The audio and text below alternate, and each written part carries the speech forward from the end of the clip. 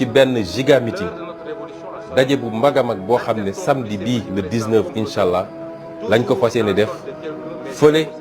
ca Dakar Arena ci Dakar Arena fas yéene fa dajale lu kenn mësut a dajale Sénégal ci ay nit yu ñëw wuyu ci seen parti wuyu ci seen projet xam ni projet bi day door kese ñi ngi ci jéego yu njëkk yi dañu ne ñeneen ñi dañu ne juróom fukki at ma ne mun na koo weesu fuuf bu ñu defee li ñu war a def ba Sénégal yi teg ci seen bët